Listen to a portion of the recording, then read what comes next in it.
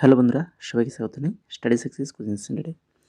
বন্ধুরা, আজকে তোমাদের জন্য নিয়ে চলে এসেছি পশ্চিমবঙ্গ স্কুল সার্ভিস কমিশনের গ্রুপ সি এবং ডি এক্সাম 2025-এর জন্য জিকে, জিএস এবং কারেন্ট অ্যাফেয়ার্স মিলে খুবই গুরুত্বপূর্ণ কোশ্চেন আনসার আজকে তোমাদের জন্য পুরো বিস্তারিতভাবে আলোচনা করব। তো এটা আমাদের আজকের ক্লাস নম্বর 10। এর আগে আমরা 9খানা যে ক্লাস করিয়েছি, তোমরা যারা দেখোনি ডেসক্রিপশানে দেখো, ওখানে লিঙ্ক রয়েছে, পুরো প্লেলিস্ট করে দিয়েছি। ঠিক আছে, যে 9খানা ক্লাস করেছি তার একটা প্লেলিস্ট রয়েছে। তো সেই প্লেলিস্ট থেকে একের পর এক কিন্তু অবশ্যই ক্লাসগুলো করে নেবে। তো এখন চলো দেখে নিই আজকের ক্লাসের ফার্স্ট কোশ্চেন কী রয়েছে। কোন ন্যাশনাল পার্ক বার্ডস প্যারাডাইস নামে পরিচিত? বার্ডস প্যারাডাইস নামে পরিচিত কোন ন্যাশনাল পার্ক? সুলতানপুর, কেওয়ালাদেও, কাজিরাঙ্গা না হচ্ছে চিল্কা? সঠিক অ্যান্সার হবে অপশান নাম্বার এ,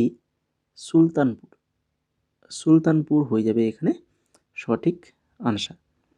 এরপরে দেখো এখানে, এটা হচ্ছে হরিয়ানার গুরুগ্রাম জেলায় অবস্থিত। শীতকালে প্রায় 250 প্রজাতির অভিবাসী পাখি দেখা যায়। ঠিক আছে, হরিয়ানায় রয়েছে সুলতানপুর ন্যাশনাল পার্ক, যেটা বার্ডস প্যারাডাইস নামে পরিচিত। বোঝা গেল। এরপরে দেখো 2 নম্বর কোশ্চেন। 2024 সালে ভারতের প্রথম সংবিধান জাদুঘর কোথায় স্থাপিত হয়? বলো, 2024 সালে ভারতে প্রথম সংবিধান জাদুঘর এটা স্থাপিত হয় হরিয়ানা। অপশান নাম্বার ডি হয়ে যাবে সঠিক অ্যান্সার, হরিয়ানাতে। 2024 সালে ভারতে প্রথম সংবিধান জাদুঘরটি হরিয়ানা রাজ্যের সোনিপতে ওপি জিন্দাল গ্লোবাল বিশ্ববিদ্যালয় স্থাপিত হয়। কোথায় হয়েছে তাহলে? হরিয়ানা রাজ্যের সোনিপতে ওপি জিন্দাল গ্লোবাল বিশ্ববিদ্যালয়। এরপরে দেখো 3 নম্বর question. Father of Indian national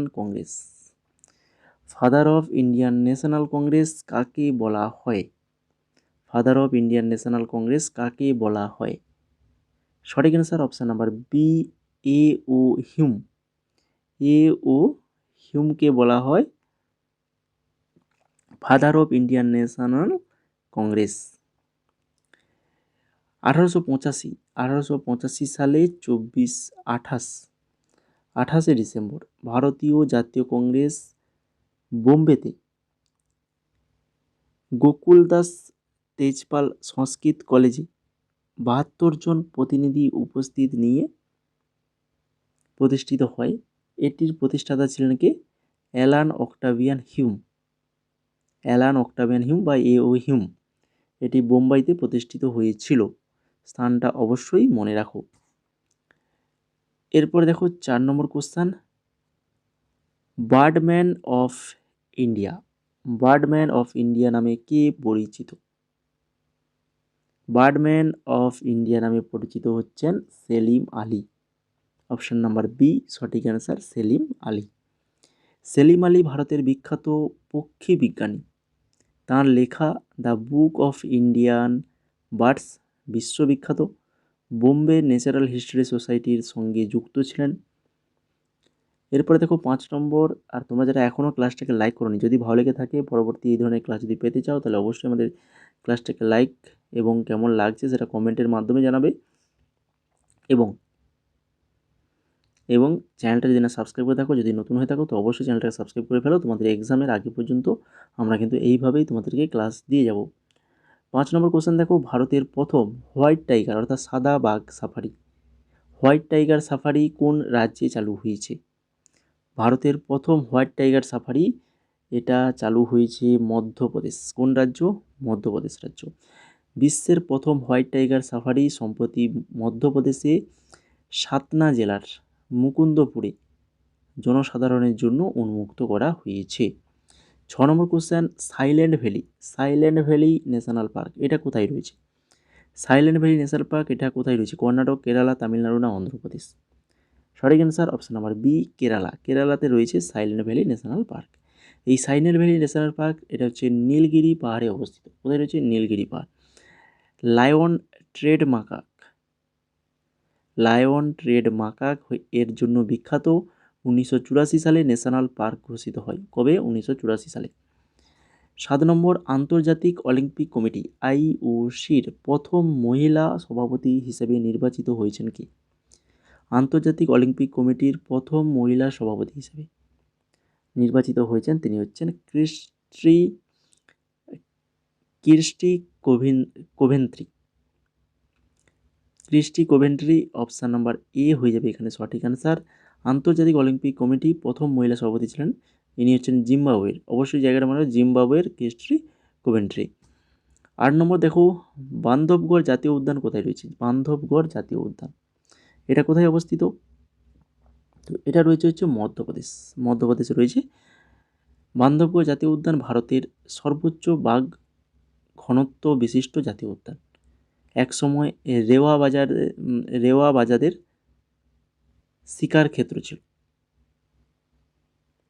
এরপর 9 নম্বর, ক্রীড়ামন্ত্রী ডক্টর মনসুখ মান্ডভিয়ার উপস্থিতিতে 2025 খেলো ইন্ডিয়া প্যারা গেমসের জন্য সঙ্গীত, লোগো এবং মাস্কট উন্মোচন করা হয়েছে। তো খেলো ইন্ডিয়া প্যারা গেমস 2025-এর মাস্কটের নাম কি? ক্রীড়ামন্ত্রী ডক্টর মনসুখ মান্ডভিয়ার উপস্থিতিতে হয়েছিল। খেলো ইন্ডিয়া প্যারা গেমস 2025-এর মাস্কটের নাম হচ্ছে উজ্জ্বলা। অপশান নাম্বার বি সঠিক অ্যান্সার, উজ্জ্বলা। খেলো ইন্ডিয়া প্যারা গেমস 2025 যেটা 20 মার্চ থেকে 27 মার্চ পর্যন্ত নয়াদিল্লিতে অনুষ্ঠিত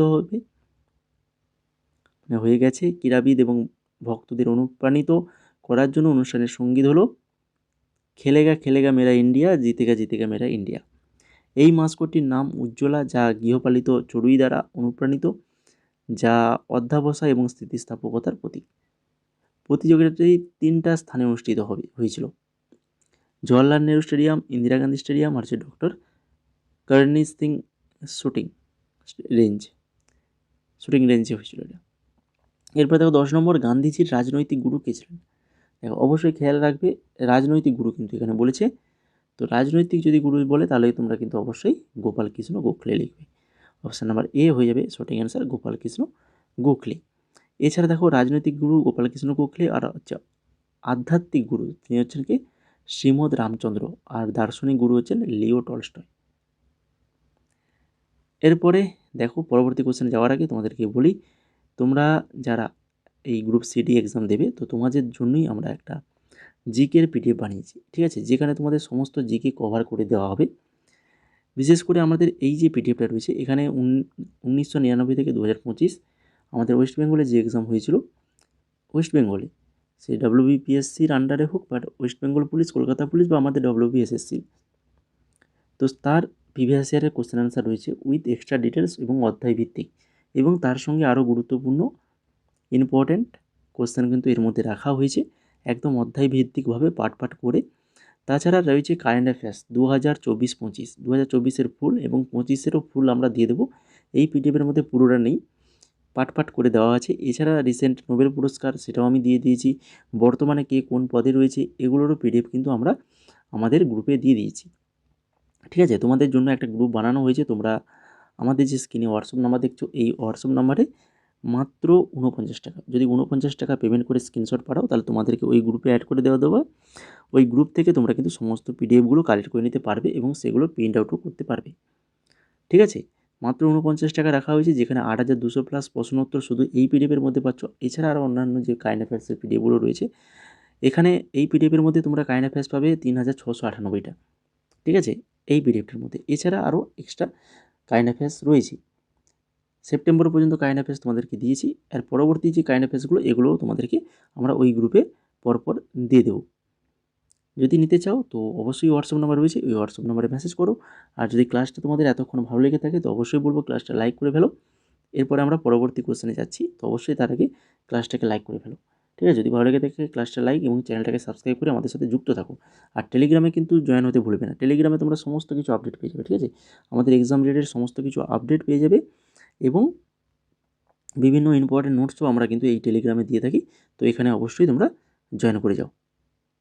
এবার দেখো 11 নম্বর কোশ্চেন, ভারতের কোন রাজ্য 2025 সালের মার্চ থেকে রাজ্যে আসা পর্যটকদের জন্য প্রতিজন প্রতি 50 টাকা ধার্য করেছে, 50 টাকা করে প্রতিজন 50 টাকা ধার্য করা হয়েছে।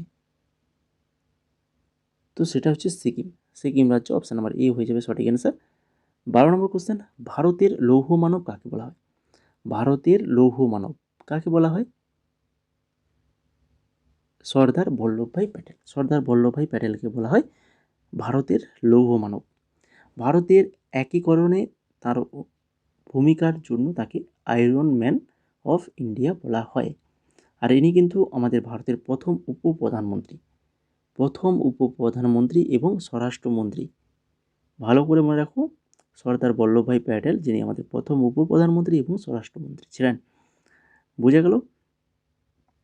এরপরে দেখো 13 নম্বর কোশ্চেন, প্রথম আইন অমান্য আন্দোলন কোনটি? প্রথম আইন অমান্য আন্দোলন সেটা কোনটা? খেদা, চম্পারণ, ডান্ডি না অসহযোগ? সঠিক অ্যান্সার হয়ে যাবে অপশান নাম্বার বি, চম্পারণ সত্যাগ্রহ। চম্পারণ সত্যাগ্রহ যেটা হয়েছিল হচ্ছে 1917 সাল, MK গান্ধীর নেতৃত্বে 1917 সালে প্রথম সত্যাগ্রহ আন্দোলন। এটি ছিল ব্রিটিশ ঔপনিবেশিক আমলে বিহারে কৃষক বিদ্রোহ। এরপরে দেখো 14 নম্বর কোশ্চেন, 1918 সালে মহাত্মা গান্ধী কোন অঞ্চলে কটন মিল শ্রমিকদের মধ্যে সত্যাগ্রহ আন্দোলন সংগঠিত করেছিল? 1918 সালে মহাত্মা গান্ধী কোন অঞ্চলে কটন মিল শ্রমিকদের মধ্যে সত্যাগ্রহ আন্দোলন সংগঠিত করেছিল? সঠিক answer option number C, Ahmedabad. Ahmedabad হয়ে যাবে সঠিক অ্যান্সার। মহাত্মা গান্ধী 1918 সালে আহমেদাবাদে কটন মিল শ্রমিকদের মধ্যে সত্যাগ্রহ আন্দোলন সংগঠিত করেছিলেন। কটন মিল শ্রমিকরা 50% মজুরি বৃদ্ধির দাবি করেছিলেন এবং কিন্তু মিল মালিক শুধুমাত্র 20% মজুরি বৃদ্ধি করতে রাজি ছিল। তো কটন মিল শ্রমিকদের সমর্থন করার জন্য গান্ধীজি অনশন করেছিলেন।